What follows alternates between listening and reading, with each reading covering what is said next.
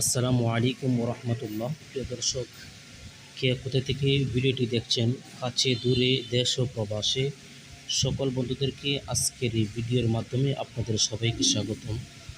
প্রিয় দর্শক, আমি এখন বর্তমানে আছি নেত্রকোনা বারহাট্টা থানা নৈহাটি বাজার একটি উল্লেখযোগ্য একটি গরুর হাট।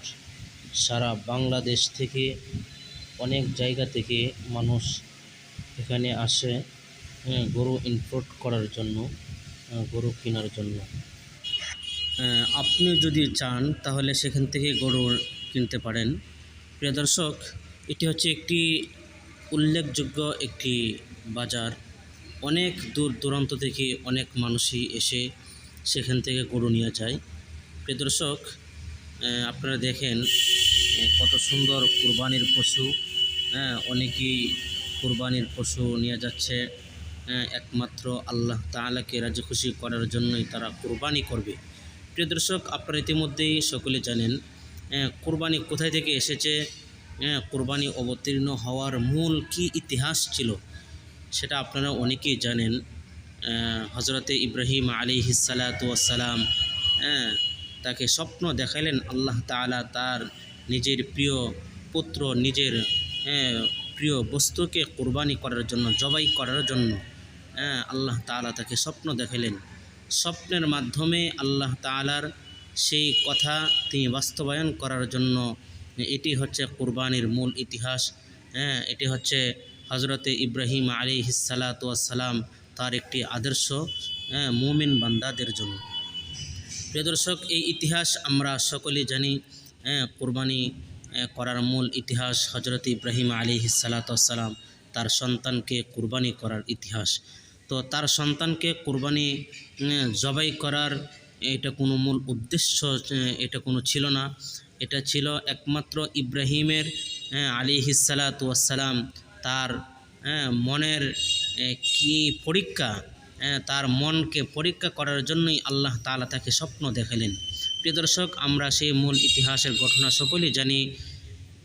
আল্লাহ তাআলা জান্নাত থেকে একটি দুম্বা পাঠিয়ে দিলেন যখন ইব্রাহিম আলাইহিস সালাতু ওয়াস সালাম তার সন্তান হজরতে ইসমাইল আলাইহিস সালাতু ওয়াস সালাম তাকে যখন জমিনে সই দিলেন কুরবানি করার জন্য, তখনই জান্নাতের যেই এত সুন্দর আল্লাহ তাআলার একটি নিয়ামতের দুম্বা সেটি কিন্তু জবাই হয়ে যায়। কিন্তু হজরতে ইব্রাহিম আলাইহিস সালাতু ওয়াস সালাম তার কলিজার টুকরা সন্তান কিন্তু জবাই হয় নাই।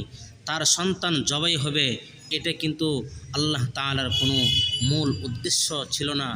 মূল উদ্দেশ্য এটাই ছিল আমার নবী হজরতে ইব্রাহিম আলাইহিস সালাতু ওয়াস সালাম সে কি আসলেই আমার জন্য কুরবানি করার জন্য কতটুকু সে প্রস্তুত। কিন্তু আল্লাহ তাআলা তার প্রতি খুশি হয়ে যান। এজন্যই আল্লাহ তাআলা বলেন, আমার এই সমস্ত বান্দাদেরকে আমি তাদেরকে মাঝে মধ্যে তাদেরকে পরীক্ষা করে দেখি তারা কতটুকু আমার জন্য, তারা দিনের জন্য কতটুকু কাজ করে।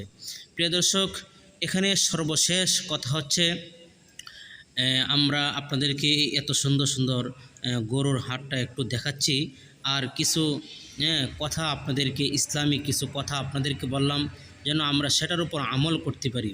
প্রিয় দর্শক, আমরা কুরবানি করব একমাত্র আল্লাহ তাআলাকে রাজি খুশি করার জন্য। দুনিয়ার কোনো মানুষ আমাকে দেখে দেখে বাহা দিবে, দুনিয়ার কোনো মানুষ আমাকে বলবে অমুক ব্যক্তি এত বড় কুরবানি পশু সে জবাই করেছে, এটা দেখার জন্য নয়।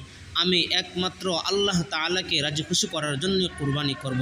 কোরআনুল কারীমের মধ্যে রয়েছে, লা ইয়ানালাল্লাহু লুহুমুহা ওয়ালা দিমাউহা ওয়ালাকিন ইয়ানালুহুত তাকওয়া মিনকুম। প্রিয় দর্শক,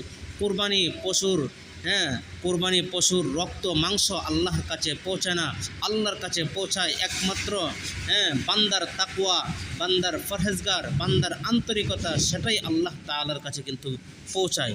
প্রিয় দর্শক, আমরা দিলটাকে একদম উজাড় করে, দিলটাকে একদম খোলা করে আল্লাহ তাআলার জন্য আমরা কুরবানি করব। প্রিয় দর্শক, এর মধ্যে যে কত ফায়দা, দুনিয়ার কোনো মানুষ যদি আজকে জানতো তাহলে কোনো মানুষ এখান থেকে কোনো সময় তারা এই এত বড় সওয়াব অর্জন করা থেকে মানুষ কোনো সময় তারা বিরোধিতা, তারা বিরত থাকতো না। এই জন্য আমাদের সকলেরই আল্লাহ তাআলাকে রাজি খুশি করার জন্য যাদের উপর আমাদের কোরবানি করা ওয়াজিব হয়েছে, অবশ্যই আমরা সেই কোরবানি করব। প্রিয় দর্শক, ভিডিওটি আপনাদের কাছে কেমন লেগেছে? আমি আসলে পুরোপুরি মাঠটি আপনাদেরকে দেখাতে পারছি না, অনেক অনেক প্রচণ্ড সেখানে জ্যাম ছিল, রাস্তাঘাটে অনেক জ্যাম ছিল, তো অনেক কাদা ছিল সেখানে। তো আমি যতটুকু পারছি আপনাদেরকে সেই ভিডিওটি দেখাইলাম। সকলে ভালো থাকবেন। এই ভিডিওটি ভালো লাগলে অবশ্যই শেয়ার করে দেবেন, একটি কমেন্টস বক্সে আপনার মতামত জানিয়ে দেবেন ইনশাআল্লাহ। আসসালামু আলাইকুম ওয়া রাহমাতুল্লাহ।